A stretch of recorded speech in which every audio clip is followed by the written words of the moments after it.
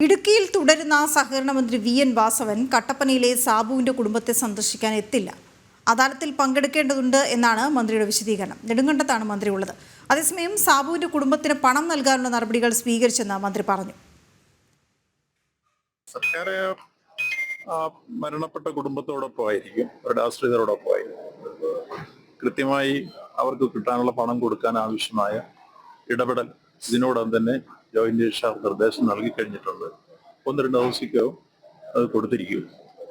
മറ്റ് നിയമാനുസൃതമുള്ള നടപടികൾ പോലീസ് അന്വേഷിച്ച് ഈ കാര്യത്തിൽ ജീവനക്കാരുടെ ഭാഗത്ത് എന്തെങ്കിലും വിഷമുണ്ടെങ്കിൽ ആ കാര്യത്തിൽ കൃത്യമായ നടപടി സ്വീകരിക്കണം എന്ന നിർദ്ദേശവും പോലീസിന് കൊടുത്തിട്ടുണ്ട്. ആ കാര്യത്തിൽ അന്വേഷണവും നടപടി ഉണ്ടാവും. എന്തുണ്ടെങ്കിലും അന്വേഷിക്കട്ടെ, നമുക്ക് അന്വേഷണത്തിലൂടെ. അതുകൊണ്ടാണ് പോലീസ് അത് കൃത്യമായി പോലീസ് അന്വേഷിക്കുന്നു.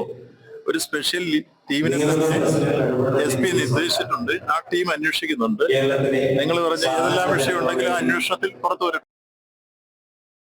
സുബിൻ തോമസ് ചേരുന്ന വിവരങ്ങളുമായി. സുബിൻ, ഇടുക്കിയിലുണ്ട് മന്ത്രി, നൽകാനുള്ള പണം എത്തിക്കും കൃത്യമായി എന്ന് പറയുന്നു. പക്ഷേ ഈ ഒരു സമയത്ത് പണത്തേക്കാൾ ഉപരി ഇതിൽ ഈ ആത്മഹത്യയിലേക്ക് നയിച്ചത് എന്ത്, അത് കണ്ടെത്തുകയും കൂടുതൽ നിക്ഷേപകർക്ക് ഒരു കൈത്താങ്ങൽ അല്ലെങ്കിൽ ആത്മവിശ്വാസം നൽകുകയും ചെയ്യേണ്ട പോലെയുള്ള കടമകൾ, മര്യാദകൾ സർക്കാർ മറന്നു പോവുകയാണോ? മന്ത്രി എത്താതിരിക്കുന്നതിന് ന്യായീകരണമുണ്ടോ?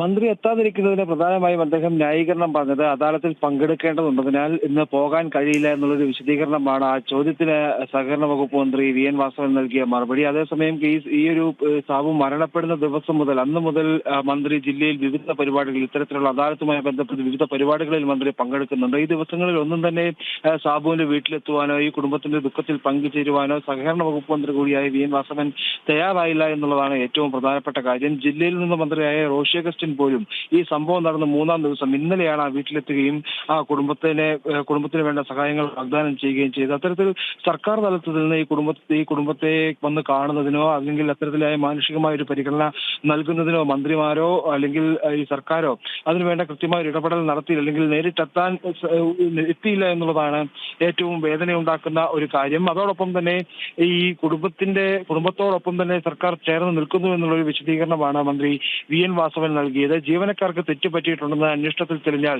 പോലീസ് നടപടി സ്വീകരിക്കും. CPM നേതാവിന്റെ ഭീഷണി ഉൾപ്പെടെയുള്ള കാര്യങ്ങൾ അന്വേഷണത്തിലുണ്ട്. അത് അന്വേഷിച്ച് അതിന്റെ കൃത്യമായ വിവരങ്ങൾ ഉണ്ടാവട്ടെ. തെറ്റ് ആര് ചെയ്താലും ആ തെറ്റ് ചെയ്തവരെ സംരക്ഷിക്കുന്ന നിലപാട് CPM-ന് ഇല്ല എന്നും അദ്ദേഹം വ്യക്തമാക്കുന്നുണ്ട്. അതോടൊപ്പം തന്നെ ഈ ആത്മഹത്യ ചെയ്ത സാബുവിന്റെ കുടുംബത്തിന് പണം വേഗത്തിൽ നൽകാനുള്ള നടപടികൾ സ്വീകരിച്ചു വരുന്നതായും അദ്ദേഹം വ്യക്തമാക്കി. നിലവിൽ ഇപ്പോൾ ഈ അന്വേഷണം അതിന്റെ പ്രാരംഭഘട്ടത്തിൽ തന്നെ തുടരുന്ന ഒരു സാഹചര്യമാണ്. ഇന്ന് ഈ ആരോപണ വിധേയരായിട്ടുള്ള ബാങ്ക് ജീവനക്കാരെയും അതുപോലെ തന്നെ CPM ജില്ലാ കമ്മിറ്റി അംഗമായിട്ടുള്ള VR സജിയുടെയും മൊഴി രേഖപ്പെടുത്തുന്ന നടപടികൾ ഇന്ന് ഉണ്ടാവുമെന്നാണ് പോലീസിൽ നിന്ന് നമുക്ക് ലഭിക്കുന്ന വിവരം. അത് എപ്പോഴാണ് ആ ഒരു മൊഴി എടുക്കുക എന്നുള്ള കാര്യത്തിൽ ഇപ്പോഴും ഒരു അവ്യക്തത തുടരുന്നുമുണ്ട്. എന്തായാലും ഇന്ന് ഇതുമായി ബന്ധപ്പെട്ടുള്ള കേസുമായി ബന്ധപ്പെട്ടുള്ള മറ്റ് നടപടിക്രമങ്ങളിലേക്ക് പോലീസ് കടക്കും. അതേസമയം കൃത്യമായ തെളിവ് ലഭിച്ചെങ്കിൽ മാത്രമേ ആത്മഹത്യാ പ്രേരണ കുറ്റം ചുമത്തൂ എന്ന നിലപാടിൽ തന്നെ ഉറച്ചു നിൽക്കുകയാണ് പോലീസ്.